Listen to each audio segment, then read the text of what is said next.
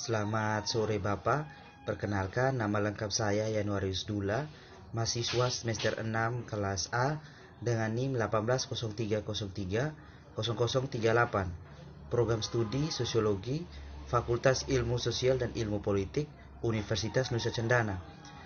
Baik Bapak, di video kali ini saya akan mereview tugas Sosiologi Politik ketiga, yaitu mereview buku Sosiologi Politik yang berjudul Feminisme di Wilayah Nordik, Neoliberalisme, Nasionalisme dan Kritik Dekolonial. Baik Bapak, langsung saja ke pembahasan.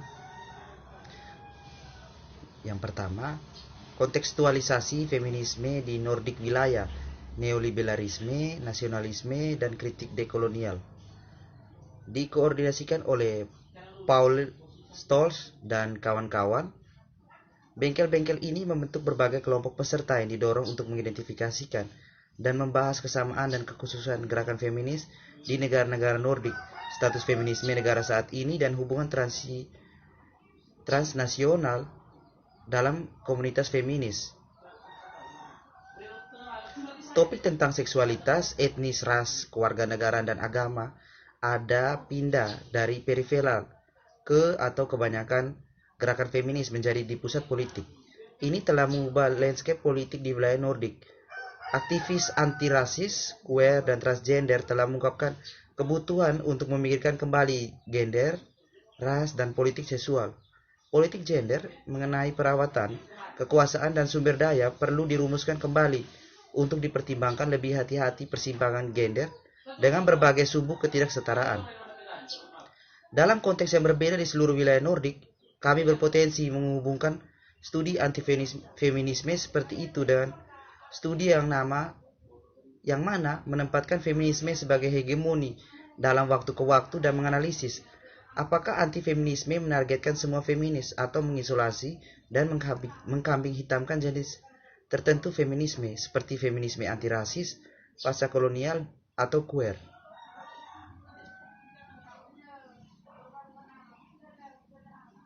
Sebagai tanda perubahan feminis narasi dan hegemoni yang tertanam di dalamnya dan ditegakkan melalui narasi tersebut, penggunaan gagasan feminisme hegemonik mengidentifikasikan kekuatan untuk mendefinisikan narasi gerakan feminis dan perempuan, dan menyarankan bahwa kita dapat memahami narasi hegemoni semacam itu melalui perspektif ketidaksetaraan titik temu dan perjuangan naratif antar keragaman narasi.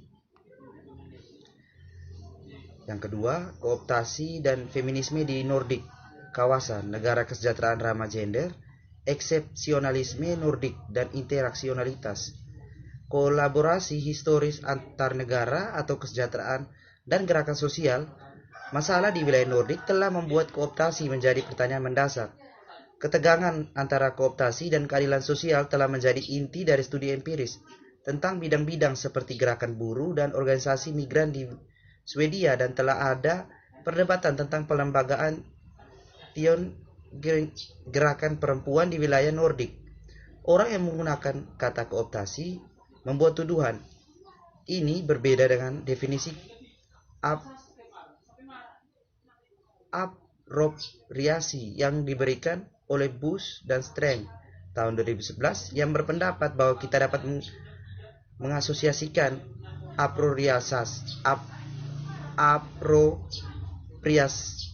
dengan cara yang positif atau netral serta yang negatif. Karena itu saya ingin menekankan pentingnya penguraian analitis dari dimensi politik normatif dalam studi kooptasi dan pentingnya refleksivitas diri dan transparansi tentang posisi politik normatif peneliti.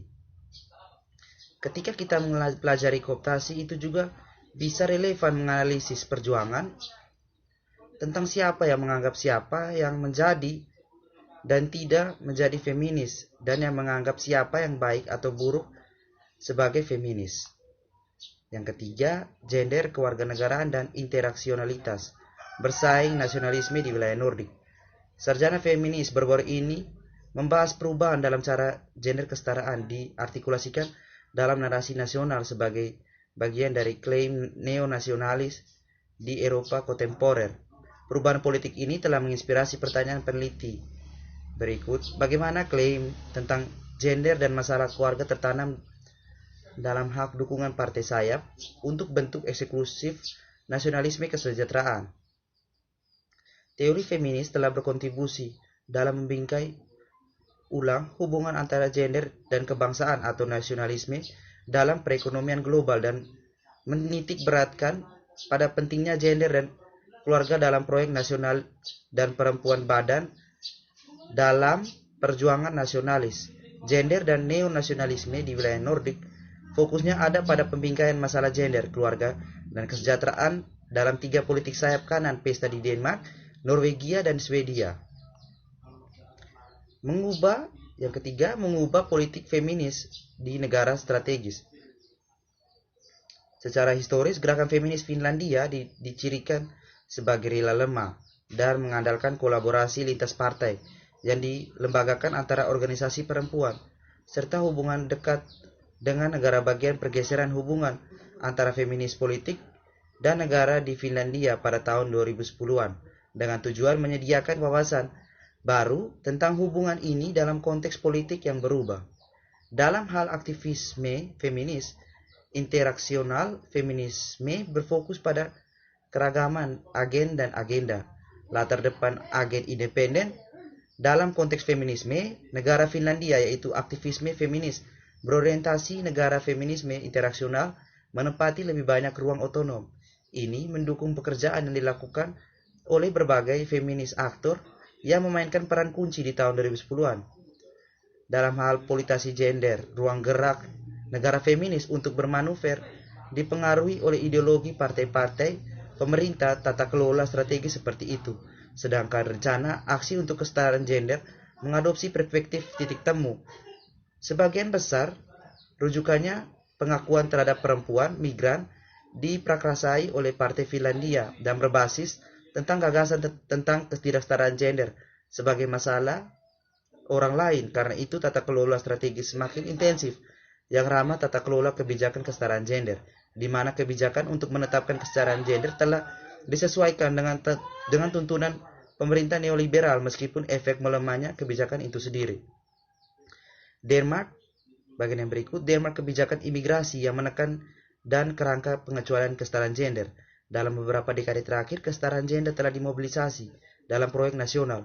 Penting untuk membedakan antara mayoritas modern yang setara gender dan tradisional, minoritas patriarki, migran yang secara simbolik muslim. Kesetaraan gender telah menjadi disebut dengan istilah sebagai keberagaman, yaitu sebagai sumber daya untuk mendorong ekonomi pertumbuhan dan neoliberalisme, dan oleh suku bangsa alisme sebagai nilai nasional yang memisahkan kita dari mereka. Menjadi Denmark bergantung pada kemauan dan kapasitas individu yang diandalkan ide neoliberal tentang individualitas dan tanggung jawab diri. Itu publik dibebaskan dari tanggung jawab dan asimilasi, atau dalam istilah resmi integrasi, bertujuan untuk mempertahankan status quo. Baik asimilasi dan keinginan nilai-nilai Denmark diasumsikan. Ketimpangan antara minoritas migran dan mayoritas menetap yang terkait dengan hubungan tamu dan tuan rumah atau dijajah dan penjajah dibiarkan tanpa masalah. Yang berikut, feminisme akademik Nordik dan keputihan sebagai kebiasaan epistemik. Kebiasaan adalah sesuatu yang sering Anda lakukan terkadang tanpa Anda sadari bahwa Anda melakukannya, dan epistemik berarti atau berhubungan dengan pengetahuan atau studi tentang pengetahuan. Definisi kampus Cambridge ini menunjukkan bahwa kebiasaan epistemik adalah hal biasa dan diterima begitu saja. Dimensi tentang apa? Dalam hal ini feminis akademis sering dan tanpa refleksi dalam hubungan kita dengan pengetahuan. Feminis kesetaraan gender yang merupakan salah satu bentuk hegemoni feminisme memandang pertanyaan ras berada di tempat lain dan bukan terkait dengan keputihan itu sendiri. Kebiasaan epistemik tertentu tidak boleh berkepanjangan. Ini mungkin juga berarti bahwa bagi feminis kulit putih, interaksionalitas tidak mengarah pada refleksi seputar bagaimana seksisme atau hubungan antara feminis terkait dengan pertanyaan kolonialisme, kapitalisme, dan heteroseksualitas sebagai sistem yang menghasilkan ketidaksetaraan, termasuk dalam feminisme. Sebaliknya, sebagai anamodelitik interaksionalitas, dan dengan demikian pertanyaan ras itu sendiri adalah dikirim sebagai kesulitan dan menyajikan pilihan yang sewenang-wenang, kategori identitas dan asimetri kekuasaan yang dapat dilakukan oleh feminis kulit putih membuat atau tidak. Yang berikut, menata feminisme Nordik, Sami, kritik dekolonial. Memberi ruang perspektif feminis Sami dalam penelitian Sami dan penelitian feminis Nordik. Ini termasuk file pemahaman tentang bagaimana dekolonialisasi penelitian dan gerakan feminis harus menjadi bagian dari perdebatan teoritis tentang bagaimana pengetahuan dihasilkan, bagaimana beberapa suara bisa berpartisipasi sementara yang lain terpinggirkan. Perspektif feminis Sami karenanya harus juga membahas hak ke tanah dan air, dan bagaimana pada gilirannya ini terkait dengan permasalahan perempuan Sami. Feminisme pribumi juga merupakan perspektif yang terhubung dengan kolonial proses di mana di masa lalu dan sekarang terkait klaim pribumi atas tradisi teritori nasional, karena status adat adalah sesuatu yang ditemukan terkait langsung dengan wilayah tradisional dan penggunaan tanah sebagai tambahan budaya, praktik, dan institusi. Arti penting tempat, tanah dari landscape dan hal-hal lain di alam semesta dalam mendefinisikan esensi dari suatu bangsa membuat terjemahan yang sangat berbeda dari istilah esensialisme seperti yang digunakan oleh masyarakat adat. Yang berikut, wanita Sami di ambang batas penghilangan, Elsa Laul Rembrandt tahun 1877 sampai 1931 dan Karin Steinberg tahun 1884 sampai 1969, tantangan ke Nordik feminisme. Karya ilmiah tentang kolonialisme, rasisme, dan implikasi untuk feminisme diperkenalkan ke dalam wawancara feminis Nordik oleh Paulina de los Reyes, Irene Molina, dan Diana Molinari. Interaksionalitas dan postkolonialitas pada pergantian abad ke-21 terlepas dari beasiswa yang sekarang cukup besar yang menjadi dasar diskusi ras dan jenis kelamin di wilayah Nordik. Theo sumber daya retikal dan tentang kolonialisme, rasisme, dan feminis di arsip ini saat ini pada umumnya berada di Amerika Utara dan Great Britania. Wanita Sami yang bangga berasumsi tanggung jawab sebagai editor buku. Selain itu, kata pengantar termasuk pertanyaan dari Arvens Jaffrey dan R.J. Plouffe Sami Associations tentang dukungan penuh mereka terhadap isi buku, bahwa buku yang mengungkapkan karya intelektual kolektif juga terbukti ditumpang tindih isinya dan proses Stare Sami Konvensi pada tahun 1918. Dari perspektif kolonial dan pribumi, bagaimanapun aspek komunitarian ini berkontribusi pada penguatan signifikan teks dan pekerjaan Steinberg. Praktik Steinberg memberikan contoh cara masuk beasiswa dekolonial mana yang dapat menjadi bagian dari perjuangan dekolonialisme yang mengakui kekuatan pengetahuan sebagai milik komunitas.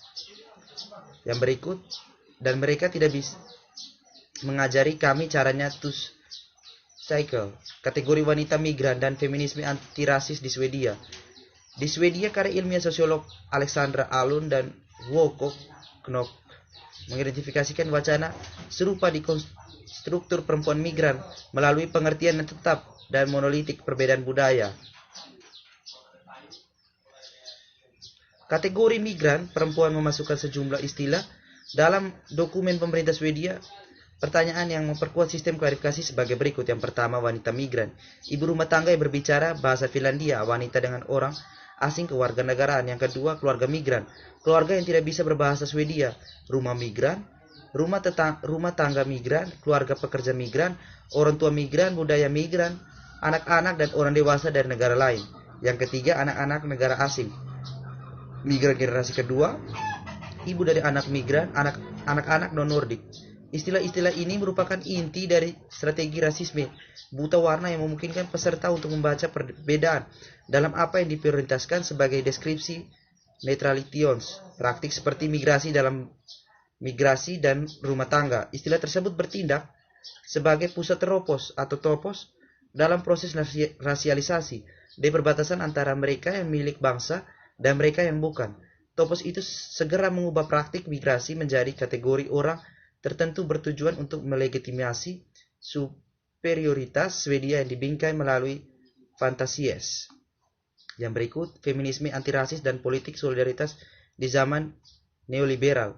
Dalam penelitian feminis dan studi ras kritis, perubahan kondisi aksi di politik di bawah neoliberalisme telah menjadi fokus diskusi intensif di bingkai, terutama di sekitar konsep post-raciality dan post-feminisme. Memperluas argumen yang lebih umum tentang bagaimana neoliberalisme mengakibatkan berkurangnya ruang untuk aksi politik. Feminisme antirasis berpotensi untuk mengkonfigurasi ulang agenda politik dan menangani pertanyaan sentral zaman kita, karena posisi perbatasan yang menghubungkan anti-rasis, feminis, dan atau keberapa tingkat politik yang berbasis kelas. Namun ada sejumlah kendala sampai pada politik koalisi, terutama dengan feminis lainnya, gerakan dan kiri yang didominasi putih. Selain itu, obat, antagonisme, dan aktivisme warna yang aneh yang telah mengembangkan analisis yang berwawasan unsur gender, seksual, rasisme, tetapi tidak sekuat itu menangani hubungan kekuasaan berbasis kelas.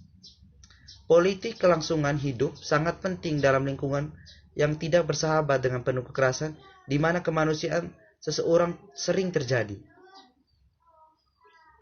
Baik Bapak, sekian dari hasil review saya mengenai tugas sosiologi politik yang ketiga. Terima kasih. Selamat sore.